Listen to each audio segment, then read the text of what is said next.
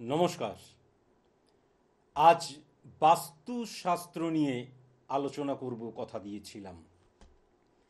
এই বাস্তুশাস্ত্র নিয়ে আলোচনার আজ প্রথম পর্ব।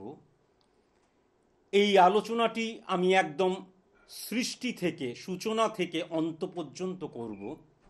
যেহেতু 25 মিনিট সময়, তাই জন্য এই 25 মিনিটের মধ্যে যতটুকু সম্ভব হবে আজকে আমি বলবো। প্রত্যেক মাসের শেষ রবিবারে আমি বাস্তু নিয়ে আলোচনা করব। সুতরাং আজ 25 মিনিটে যতক্ষণ আমি বলবো, যতটুকু হবে, তার পরের অংশটা আমি একদম লাইভে এর পরের মাসে, অর্থাৎ বছরের প্রথম মাসে, জানুয়ারি মাসের একদম শেষ রবিবারে আবার সেকেন্ড খণ্ড আলোচনা করব লাইভে। আজকে কেউ কিন্তু আপনারা ফোন করবেন না, আমি ফোন কলস অ্যাটেন্ড করব না। আমি এইবার এই বাস্তুশাস্ত্র নিয়ে আলোচনাটি শুরু করছি। আপনারা নিশ্চয়ই টেলিভিশনের সামনে সবাই জড়ো হয়েছেন। ঋষি বৈভৃষ্ঠা প্রাণনাথ কুলাচার্য বৈদিক জ্যোতিষশাস্ত্রে পণ্ডিত ছিলেন। আবার নামটা বলছি, ঋষি বৈভৃষ্ঠা প্রাণনাথ কুলাচার্য বৈদিক জ্যোতিষশাস্ত্রে পণ্ডিত ছিলেন। তিনি তার সেবাদাসী সৌময়া সুন্দরী দাসীকে বিয়ে করেছিলেন। এই বিবাহের পর তাদের 6টি সন্তানের জন্ম হয়।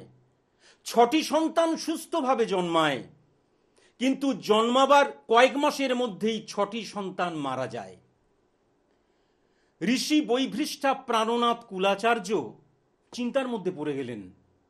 তিনি ভাবলেন, কেন, হঠাৎ করে কিসের কারণে? তিনি একজন বৈদিক জ্যোতিষশাস্ত্রে পণ্ডিত ব্যক্তি ছিলেন। তিনি ভাবলেন, কিসের জন্য আমার 6টা সন্তানই জন্মালো, সুস্থভাবে জন্মালো, কিন্তু সেই 6টা সন্তানকেই আমি হারালাম। তিনি তখন তার এবং তার স্ত্রীর জন্মছক ক্যালকুলেশন শুরু করলেন এবং দুজনের সন্তান স্থানটা তিনি যখন পর্যালোচনা করলেন, কাটাছেড়া করলেন, অ্যানালাইসিস করলেন, প্রেডিকশন করলেন, তখন কোনো মতেই কিন্তু এই নৃশংস পরিণতি কেউ লক্ষ্য করতে পারল না। তার স্ত্রীর ক্ষেত্রেও নয়, তার ক্ষেত্রেও নয়। সন্তান জন্মাবে, মরে যাবে, এরকম যে একটা নৃশংস পরিণতি, সেটা কোনো মতেই কিন্তু তার ছকের মধ্যে এবং তার স্ত্রীর ছকের মধ্যে লক্ষ্য করতে পারলেন না।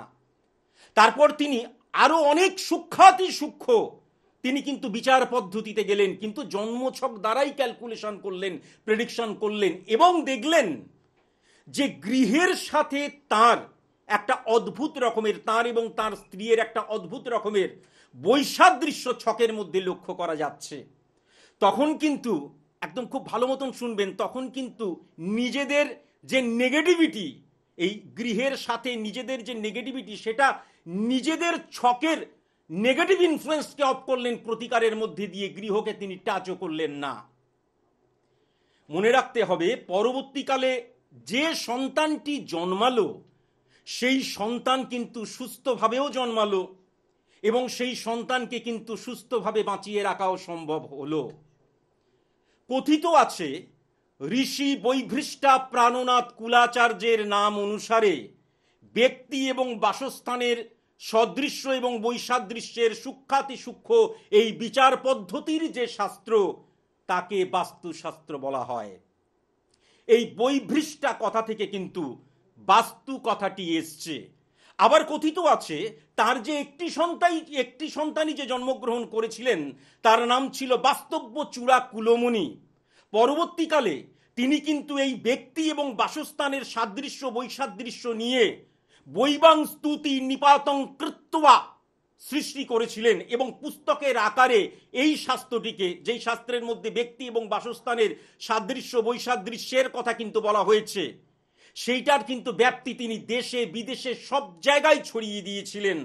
তাই কথিত আছে, এই বাস্তব্য চূড়া কুলমণির নাম অনুসারে এই শাস্ত্রটির কিন্তু নাম হয়েছিল বাস্তব্য থেকে বাস্তু, অর্থাৎ বাস্তুশাস্ত্র। কথিত আছে, কেউ কেউ বলেন বাস্তব্য চূড়া কুলমণির বাস্তব্য থেকে এসেছিল। ঋষি বৈভৃষ্ঠা প্রাণনাথ কুলাচার্য যে শাস্ত্রটি লিখেছিলেন, যতটুকু তিনি টেনেছিলেন, তারপরে তার সন্তান বাস্তব্য চূড়া করেছিলেন, আমি বললামই এইমাত্র, বৈবাং স্তুতি নিপাতং কৃত্যার মধ্যে দিয়ে। কিন্তু অদ্ভুত ব্যাপার, ঋষি বৈভৃষ্টা প্রাণনাথ কুলাচার্য এই শাস্ত্রটি লিখতে লিখতে প্রতিটা ছত্রে একটা কথা লিখে গিয়েছিলেন, বৈভৃষ্টাং সুচিতা শৌচিব্য ভবতু। তিনি কিন্তু প্রত্যেকটা কথাই লিখে গিয়েছিলেন, ভালো করে আবার শুনবেন। তার অর্থ হচ্ছে নিজেকে পরিশুদ্ধ করার শাস্ত্র, নিজেকে পরিশুদ্ধ করার শাস্ত্র। আমি জানি আমার আজকের এই অনুষ্ঠানটা যারা যারা দেখছেন অনেকে কিন্তু সংস্কৃতে পণ্ডিত ব্যক্তি আছেন, তাদের মনে হতে পারে বৈভৃষ্টাং সুচিতা শৌচিব্য ভবতু, কি করে সংস্কৃত হলো? সংস্কৃত তো নয়, আসলে এই ভাষাটা কিন্তু গাব্বাং স্তুতি ভাষা, এটা মাথায় রাখতে হবে। এরপর ঘটল একটা অঘটন, ইতিহাস যার ব্যাখ্যা দিতে পারল না, ভাষা তত্ত্ববিদ যেখানে নিরুত্তর হয়ে গেল, উচ্চারণ বন্ধ হয়ে গেল যেখানে, তিনি তার শাস্ত্রটি রচনা করার পর শেষে একটি শব্দ লিখলেন, একটা লাইন লিখলেন, শব্দ নয় একটা লাইন লিখলেন। আজ পর্যন্ত ভাষা তত্ত্ববিদ কিন্তু বাস্তু সম্পর্কে তিনি যে লাইনটি লিখেছিলেন উদ্ধার করতে পারা গেল না। এই ঋষি বৈভৃষ্টা প্রাণনাথ কুলাচার্য লিখলেন, জানিনিলতি ভাইরুস কাম্মাইরুরিকাইতো হামতিটা। ভাষাতত্ত্ববিদেরা আজ পর্যন্ত গাব্বাং স্তুতিকে বুঝতে পারলেন যে সংস্কৃতের মতন উচ্চারণ, শুনতে লাগে সংস্কৃতের মতন কিন্তু সংস্কৃত নয়। কিন্তু তারপরে শাস্ত্রের শেষে যে এই ঋষি বৈভৃষ্টা প্রাণনাথ কুলাচার্য লিখলেন, জানিনিলতি ভাইরুস কাম্মাইরুরিকাইতো হামতিটা, আজ পর্যন্ত এই লাইনটির অর্থ কিন্তু জানা যায়নি। অথচ বাস্তুশাস্ত্র সম্পর্কে সবচেয়ে ইম্পর্টেন্ট এই লাইন, এটা কিন্তু সাধারণভাবে সায়েন্টিফিক অ্যাস্ট্রোলজি সমাজ মনে করে। ঋষি বৈভৃষ্টা প্রাণনাথ কুলাচার্য এই যে বাস্তুশাস্ত্র, অর্থাৎ তার নাম অনুসারেই অনেকে বলে, অনেকে বলে তার সন্তানের নাম অনুসারে এই যে শাস্ত্রটি তিনি রচনা করেছিলেন, সেখানে চারটি দিকের কথা কিন্তু তিনি উল্লেখ করেছিলেন। কি? পূর্ব দিক, পশ্চিম দিক, উত্তর দিক, দক্ষিণ দিক। এছাড়াও কিন্তু তিনি আরো চারটি দিকের কথা উল্লেখ করেছেন। অদ্ভুতভাবে তিনি কিন্তু একটা শব্দ ইউজ করেছিলেন, ঈশৌ নৃত্যঙ্গ। দ্বিতীয় শব্দটি উচ্চারণ করলেন অহগ্নি সূচি তৃত্তাং। তৃতীয় শব্দটি উচ্চারণ করলেন নৈরিত্রি তৃত্তাং। চতুর্থ শব্দটি উচ্চারণ করলেন বৌবায়ুশ্চ। পরবর্তীকালে সায়েন্টিফিক অ্যাস্ট্রোলজি যখন গবেষণার মধ্যে দিয়ে যায়, তখন কিন্তু পিটার আলবার্ট আবিষ্কার করলেন। পরবর্তীকালে আমি আসছি পিটার আলবার্ট সম্পর্কে বা বাস্তব্যকুল চূড়ামণি সম্পর্কে, আদ্রাকান্ত সৌরাশিস সম্পর্কে। তারা আবিষ্কার করলেন এই ঈশৌ নৃত্যঙ্গ থেকে কিন্তু ঈশান কোণ কথাটি এসছে, অগ্নি সূচি তৃত্তাং থেকে কিন্তু অগ্নি কোণ কথাটি এসছে, নৈরিত্রি তৃত্তাং থেকে কিন্তু নৈরিত কোণ এসছে, বৌবায়ুশ্চ থেকে কিন্তু বায়ু কোণ কথাটি এসছে। প্রশ্ন আপনাদের আসতেই পারে, হে সুমন্তজি চৌধুরী, ঋষি বৈভৃষ্টা প্রাণনাথ কুলাচার্য, যার নামই কোনোদিন শুনিনি, আপনি কি করে জানলেন? তার কারণ সায়েন্টিফিক অ্যাস্ট্রোলজি আমরা পড়িনি। আমরা তো চিটিং করে মানুষের কাছ থেকে বাস্তু বাস্তু বলে সারাক্ষণ ধরে মানুষ পয়সা ইনকাম করে এসেছি, আমরা তো এগুলো পড়িনি। আপনি জানলেন কি করে বলুন? জানতে হবে, বুঝতে হবে, অনুভব করতে হবে। ঋষি বৈভৃষ্টা প্রাণনাথ কুলাচার্যের প্রধান শিষ্য এবং সন্তান ছিলেন বাস্তব্য চূড়া কুলমণি। সেখান থেকে তিনি কিন্তু এই শাস্ত্রটিকে নিয়ে ত্বরান্বিত করেছিলেন, প্রভাব বিস্তার করেছিলেন দেশে বিদেশে, পূর্বেই বললাম। সেখান থেকে আদ্রাকান্ত সৌরাশিস মহাশয় কিন্তু এই শাস্ত্রটির প্রচার এবং প্রসার ঘটান। সেখান থেকে বটকৃষ্ণ শিরোমণি মহাশয় কিন্তু প্রচার এবং প্রসার ঘটান। সেখান থেকে কৃষ্ণপ্রিয়া দাসী কিন্তু প্রচার এবং প্রসার ঘটান। সেখান থেকে ডক্টর অশোক ভট্টাচার্য প্রসার এবং প্রচার করেন এবং প্রসার করেন। তারপরে কিন্তু সেখান থেকে গবেষক সান্ডি লরেন্স প্রচার এবং প্রসার ঘটান। পরবর্তীকালে কিন্তু এই সান্ডি লরেন্স থেকে পিটার আলবার্ট কিন্তু সায়েন্টিফিক অ্যাস্ট্রোলজির স্রষ্টা বলা হয়। যারা যারা আমার মতন সায়েন্টিফিক অ্যাস্ট্রোলজি নিয়ে পড়াশোনা করেছেন তারা সবাই পিটার আলবার্টকে চেনেন। আশা করি আপনারা বুঝতে পারলেন। পিটার আলবার্ট তিনি গবেষণা করছেন, গবেষণা করতে করতে দুটি দিক তিনি অদ্ভুত রকমের লক্ষ্য করতে পারলেন। যে প্রথমত হচ্ছে এই যে ঋষি বৈভৃষ্টা প্রাণনাথ কুলাচার্য, তিনি কিন্তু তার ছকের মধ্যে এই যে তার এবং বাস্তুর মধ্যে যে নেগেটিভিটি ছিল, গৃহের মধ্যে বাসস্থানের মধ্যে যে নেগেটিভিটি ছিল, সেটাকে খণ্ডন করলেন এবং বাস্তব্য কুলা চূড়ামণি জন্মগ্রহণ করলেন এবং বেঁচে রইলেন। কিন্তু তিনি গবেষণা করতে গিয়ে লক্ষ্য করলেন এরপরেও কিন্তু আরো 3টে সন্তান জন্মগ্রহণ করেছিল, কিন্তু তাদের বাঁচিয়ে রাখা সম্ভব হয়নি। তিনি প্রশ্নচিহ্ন তুললেন যে ঋষি বৈভৃষ্টা প্রাণনাথ কুলাচার্য বাস্তুদোষ খণ্ডন করলেন, সোকল্ড তার নাম অনুসারেই বাস্তু হয়েছিল, কিন্তু তবুও সেই দোষটি খণ্ডন করলেন। তারপরে যে সন্তান জন্মালো সেই সন্তান সুস্থ জন্মালো, কিন্তু তারপরে যে 3টে সন্তান জন্মালো সুস্থ জন্মগ্রহণের পর তাদেরকে বাঁচিয়ে রাখা সম্ভব হলো না, কেবলমাত্র বাস্তব্য চূড়া কুলমণিকে বাঁচিয়ে রাখা সম্ভব হলো। ওয়াই, কেন? তখন তিনি বললেন স্পট ইমপ্লিমেন্টেশন ছকের কথা। তিনি বললেন ঋষি বৈভৃষ্টা প্রাণনাথ কুলাচার্য যে ছকটির মধ্যে দিয়ে নিজের এবং তার স্ত্রীর যে ছকটি ক্যালকুলেশন করেছিলেন, প্রেডিকশন করেছিলেন এবং রেমেডিয়াল প্রসেস অ্যাপ্লাই করেছিলেন নিজেদের উপর, পুরোটাই কিন্তু জন্মছকের উপর। তার ফলে ওই 40% বা 30% বা 35% বা ম্যাক্সিমাম 50% অ্যাকুরেট হয়েছে, তাই একটা সন্তানকে বাঁচানো গেছে। কিন্তু স্পট ইমপ্লিমেন্টেশনের ছক তিনি যদি করতে জানতেন, অর্থাৎ আমাদের জন্মের সময় যে গ্রহের অবস্থান তার আজকের দিনে তার পরিণতি কি সেটা যদি তিনি নির্ধারণ করতে পারতেন, তাহলে কিন্তু পরের 3টি সন্তানকেও বাঁচানো সম্ভব হতো। এটা ফার্স্ট। সেকেন্ড, তিনি কিন্তু একটা অদ্ভুত জিনিস দেখলেন। আজকে যেটা সাইন্টিফিক অ্যাস্ট্রোলজারেরা গলা ফাটিয়ে চিৎকার করছে যে বাস্তুর কোনো দোষ নেই, বাস্তুর কোনো দোষ নেই, যা দোষ আমাদের মধ্যেই রয়েছে, বাস্তু দোষ সম্পর্কে অ্যানালাইসিস করতে গিয়ে এবং রেমিডিয়াল প্রসেস অ্যাপ্লিকেশনের ক্ষেত্রে ঋষি বৈভৃষ্টা প্রাণনাথ কুলাচার্য কিন্তু বাস্তুর কোনো পরিবর্তন করেননি। তিনি সর্বপ্রথম তো বাস্তুদোষ একে খণ্ডন করেছিলেন, বাস্তুদোষের সৃষ্টিকর্তা তিনি কিন্তু বাস্তুর কোনো পরিবর্তন করেনি। কত ইন্টারেস্টিং ব্যাপার! তিনি কিন্তু তার ছক এবং তার স্ত্রীর ছককে কিন্তু অ্যানালাইসিস করেছিলেন, ভেঙেছিলেন, নেগেটিভিটিকে অফ করেছিলেন। এইবার আসা যাক আবার সেই পেছন মারা অ্যাস্ট্রোলজারদের কাহিনী।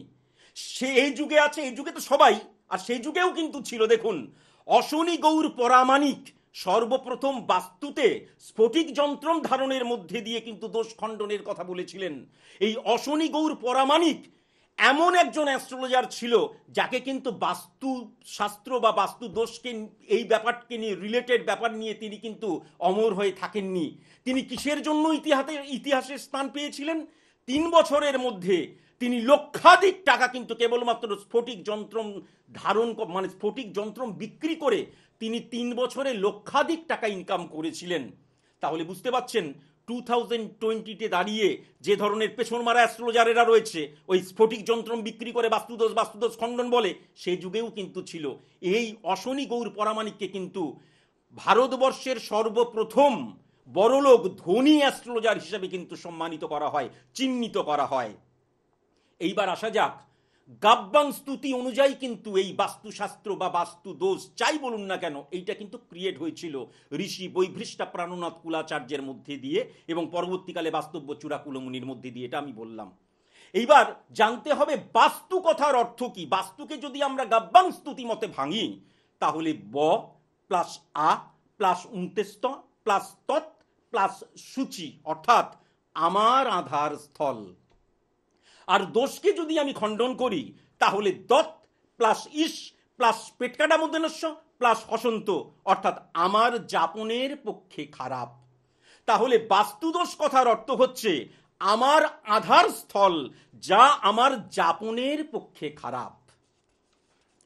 আচ্ছা, তাহলে এই ঋষি বৈভৃষ্টা প্রাণনাথ কুলাচার্য 4টি দিকের কথা উল্লেখ করেছিলেন। এই ঋষি বৈভৃষ্টা প্রাণনাথ কুলাচার্য ছকের কথা উল্লেখ করেছিলেন। এখন আপনারা প্রশ্ন করবেন, এই যে পূর্ব দিক, পশ্চিম দিক, উত্তর দিক, দক্ষিণ দিক, আচ্ছা স্যার শুনুন তো, আমরা যেই দিকে সূর্য ওঠা দেখি আমরা বলে দিলাম পূর্ব দিক, আমরা যেই দিকে সূর্য অস্ত দেখি বলে দিলাম পশ্চিম দিক। আমার সামনে যদি আমার জন্মছক থাকুক বা স্পট ইমপ্লিমেন্টেশনের ছক থাকুক, আমি বুঝবো কি করে? আমার ছকের মধ্যে তো সূর্যের উদিত কোথায় উদয় হচ্ছে, কোথায় অস্ত যাচ্ছে বুঝতে পারছি না। তাহলে আমার ছকটা দ্বারা যে আমি বাস্তু ক্যালকুলেশন করব, কি করে বুঝবো আমার ছকের মধ্যে কোন দিকটা পূর্ব দিক, কোন দিকটা পশ্চিম দিক, কোন দিকটা উত্তর দিক, কোন দিকটা দক্ষিণ দিক? এবার একটু সায়েন্সে আস্তে আস্তে ঢুকতে শুরু করলাম। আমি আমার ছকটা সামনে রাখলাম, স্পট ইমপ্লিমেন্টেশনের ছক, জন্মছক নয়, স্পট ইমপ্লিমেন্টেশনের ছক। এবার আমি আমার লগ্নটা দেখলাম, কেননা লগ্নের পরিবর্তন হয় না বলেছি। তাহলে লগ্নের অধিপতি গ্রহ প্লাস বুধ প্লাস শনি প্লাস মঙ্গল, এই 4টি গ্রহের সংযোগ স্থলকে কিন্তু আমরা পূর্ব দিক বলবো। এই লগ্নের অধিপতি গ্রহ এবং বুধের একত্রীকরণের ফলে অ্যাড্রেনোকর্টিকোট্রপিক হরমোন ক্রিয়েট হচ্ছে। শনি এবং মঙ্গলের একত্রীকরণের ফলে টেট্রোআয়োডোথাইরোনিন ক্রিয়েট হচ্ছে। তাহলে টোটাল পূর্ব দিকে কিন্তু অ্যাড্রিনোট্রপিক আয়োডোথাইরোনিন ক্রিয়েট হচ্ছে। যেই স্থানে অ্যাড্রিনোট্রপিক আয়োডোথাইরোনিন ক্রিয়েট হয় সেই স্থান কিন্তু বায়ু দ্বারা প্রভাবিত স্থান হয়। অর্থাৎ আমার ছকের পূর্ব দিক যেই দিকটা হবে সেই দিকটা কিন্তু বায়ু দ্বারা প্রভাবিত স্থান হবে। এবার পশ্চিম দিক, লগ্নের অধিপতি গ্রহকে নিলাম, প্লাস রবিকে নিলাম, প্লাস শুক্রকে নিলাম, প্লাস ইউরেনাসকে নিলাম। যেই স্থানটা সংযোগ স্থল হলো এই চারটে গ্রহ যেখানে গিয়ে মিলিত হচ্ছে সেইটা কিন্তু পশ্চিম দিক হচ্ছে। এই পশ্চিম দিকে কিন্তু ফলিকল স্টিমুলেটিং হরমোন ক্রিয়েট হয়। সেই স্থানটা অর্থাৎ ফলিকল স্টিমুলেটিং হরমোন যেখানে ক্রিয়েট হয় সেখানে কিন্তু বায়ু স্থির থাকে। এইবার উত্তর দিক আমরা বুঝবো কি করে? লগ্নের অধিপতি গ্রহ প্লাস বৃহস্পতি প্লাস নেপচুন প্লাস কেতু যেই জায়গায় গিয়ে মিলিত হচ্ছে একত্রিতকরণ সংযোগ স্থল, সেখানে কিন্তু লিউটিওট্রপিক হরমোন ক্রিয়েট হয়। সেই স্থানটাকে উত্তর দিক বলা হয় এবং সেখানে কিন্তু লিউটিওট্রপিক হরমোন ক্রিয়েট হয়। এই লিউটিওট্রপিক হরমোন যেখানে ক্রিয়েট হয় সেখানে কিন্তু জার্মের ইনফ্লুয়েন্সড মারাত্মক থাকে। এবার আমরা দক্ষিণ দিক সম্পর্কে জানবো কি করে? লগ্নের অধিপতি গ্রহ প্লাস প্লুটো প্লাস চন্দ্র প্লাস রাহু, এই লগ্নের অধিপতি গ্রহ প্লুটো চন্দ্র রাহুর একত্রিতকরণ যেই স্থানটাতে হচ্ছে অর্থাৎ সংযোগ স্থল যে স্থানটা, সেখানে কিন্তু গ্রোথ হরমোন এবং রিলিজিং হরমোন ক্রিয়েট হয়। সব কিন্তু আমাদের ছকের মধ্যেই হচ্ছে। যেখানে গ্রোথ হরমোন এবং রিলিজিং হরমোন ক্রিয়েট হচ্ছে সেখানে কিন্তু জার্ম সবচেয়ে কম থাকে। তাহলে আমাদের পূর্ব দিক, আমাদের যে ছকটা, সেই ছকের মধ্যে পূর্ব দিকে কিন্তু বায়ু দ্বারা প্রভাবিত স্থান, পশ্চিম দিকটা কিন্তু বায়ু স্থির থাকে, উত্তর দিকটা কিন্তু জার্মের ইনফ্লুয়েন্স সবচেয়ে বেশি থাকে, আর দক্ষিণ দিকটা কিন্তু জার্ম সবচেয়ে কম থাকে। এটা কিন্তু আমাদের ছকের মধ্যে স্পট ইমপ্লিমেন্টেশন ছকের মধ্যেই আমরা বের করতে পারি। এরপর আমরা জানবো ঈশান কোণ। আমি জানবো কি করে? আমি তো শুনলাম ঈশো নৃত্যাঙ্গ হ্যান ত্যান অনেক কিছু শুনলাম। আচ্ছা, ঈশান কোণ আমি বুঝবো কি করে? আমার ছকের মধ্যে কোনটা ঈশান কোণ? লগ্ন থেকে 4 নাম্বার ঘরের অধিপতি গ্রহ, লগ্ন থেকে 7 নাম্বার ঘরের অধিপতি গ্রহ, লগ্ন থেকে 9 নাম্বার ঘরের অধিপতি গ্রহ, লগ্ন থেকে 12 নাম্বার ঘরের অধিপতি গ্রহ, এই 4 নাম্বার ঘরের অধিপতি গ্রহ, 7 নাম্বার ঘরের অধিপতি গ্রহ, 9 নাম্বার ঘরের অধিপতি গ্রহ, 12 নাম্বার ঘরের অধিপতি গ্রহের সংযোগস্থলকে কিন্তু আমাদের ছকের মধ্যে ঈশান কোণ বলা হয়। সেই স্থানটাতে, সেই কোণটাতে কিন্তু থাইরয়েড স্টিমুলেটিং হরমোন ক্রিয়েট হয়, সেই কোণটাতে কিন্তু গোনাডোট্রপিক হরমোন ক্রিয়েট হয় এবং thyroid stimulating hormone plus gonadotropic hormone একত্রীকরণের ফলে gonado stimulating thyrotropin hormone create হয়। এবং জানতে হবে যেখানে gonado stimulating thyrotropin hormone create হচ্ছে সেই স্থান অর্থাৎ ঈশান কোণে কিন্তু রবি ও শুক্রের ইনফ্লুয়েন্সড মারাত্মক থাকে। এইবার আমরা জানবো অগ্নিকোণ। আমরা বুঝবো কি করে অগ্নিকোণটা? লগ্ন থেকে 2 নাম্বার ঘর, লগ্ন থেকে 8 নাম্বার ঘর, লগ্ন থেকে 10 নাম্বার ঘর, লগ্ন থেকে 12 নাম্বার ঘর। এই যে লগ্ন মানে 1 নাম্বার ঘর, পরবর্তীকালে কিন্তু বলবো টুইস্ট আছে, আপনারা ভালো করে মাথায় রাখবেন।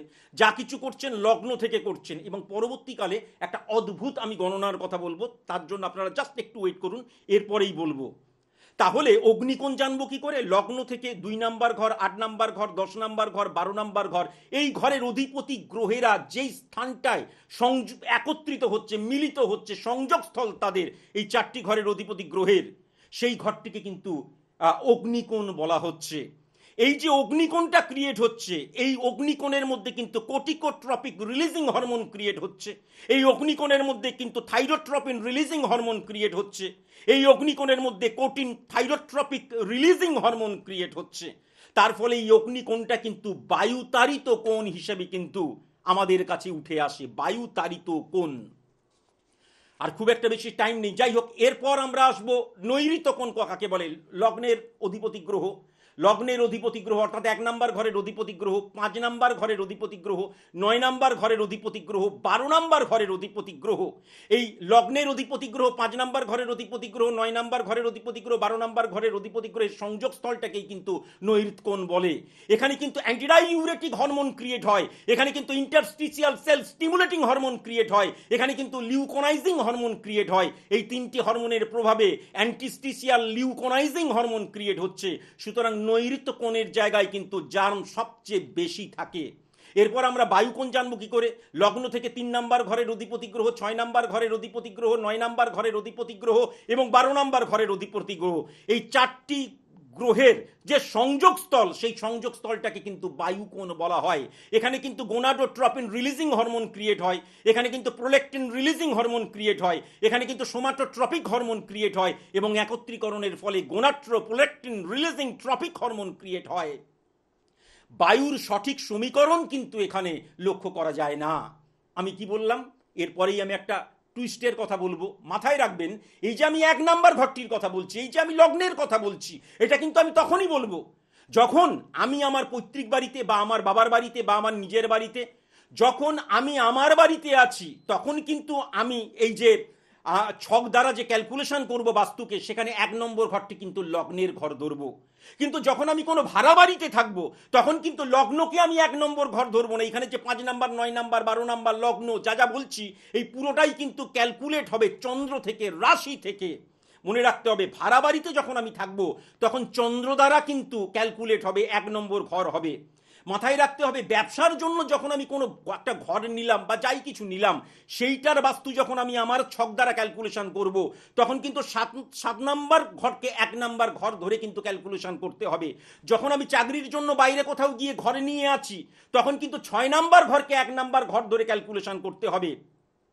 যখন আমি মেষ বাড়িতে আছি, মেষে অনেক মানুষের সাথে আছি, তখন কিন্তু 11 নম্বর ঘরকে 1 নাম্বার ঘর ধরে ক্যালকুলেশন করতে হবে, যে ক্যালকুলেশনের কথা আমি বললাম।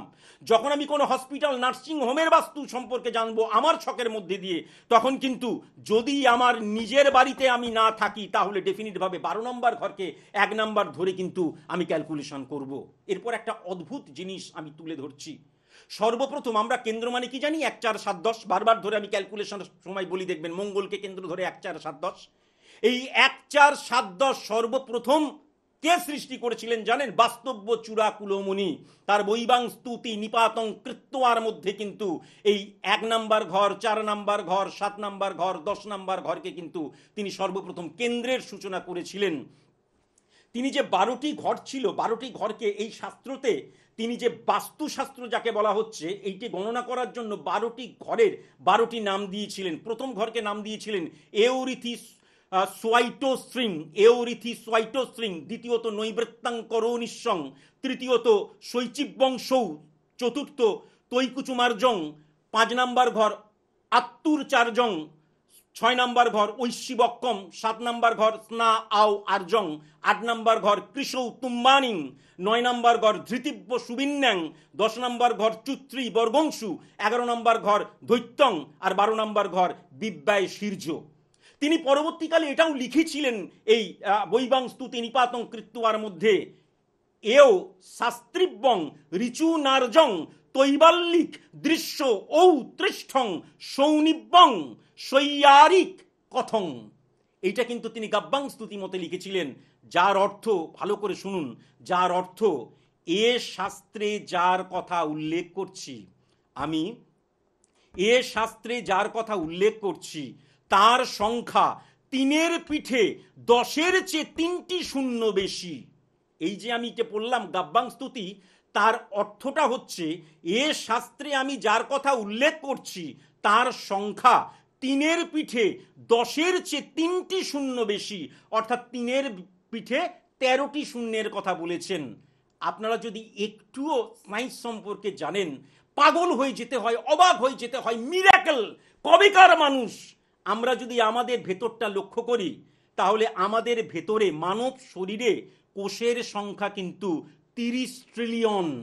30 ট্রিলিয়ন, অর্থাৎ 3-এর পিঠে কিন্তু 13টা শূন্য। ভাবতে পারেন, যেই কোষের কথা, এই যে 30 ট্রিলিয়ন আমাদের যে দেহের মধ্যে কোষ রয়েছে, সেটা আজ থেকে বাস্তব্য চূড়ামণি হাজার হাজার বছর আগে বৈবাং স্তুতি নিপাতং কৃত্যুয়ার মধ্যে লিখে দিয়ে গেছিলেন। এরপরে একটা ছোট্ট কথা বলে আমি শেষ করি, একদম শেষ। তিনি সর্বপ্রথম এউরিথিসাইটোস্ট্রিং বলেছিলেন, সেখান থেকে কিন্তু এরিথ্রোসাইটস অর্থাৎ লাল রক্তকোষ কথাটি এসছে। তারপরে তিনি 4 নম্বরে লিখেছিলেন তৈকুচুমার্জং, সেখান থেকে কিন্তু ত্বককোষ কথাটি এসছে। 7 নম্বরে তিনি লিখেছিলেন স্নাও আর্জং, সেখান থেকে কিন্তু স্নায়ু কথাটি এসছে। আর 10 নম্বরে তিনি লিখেছিলেন চুত্রি বর্গংশু, সেখান থেকে চর্বি কোষ কথাটি এসছে। কোষ বলতে আমরা 4টি ভাগকেই বুঝি। যাই হোক, আজকে আর একদম সময় নেই, আজকের মতন এইটুকুই। এরপর আমি আবার এই বাস্তুশাস্ত্র নিয়ে এরপর অনেক বলার আছে, অনেক ডেপথে ঢোকার আছে, পুরোটাই কিন্তু আমি আলোচনা করব জানুয়ারি মাসের শেষ রবিবার। নমস্কার।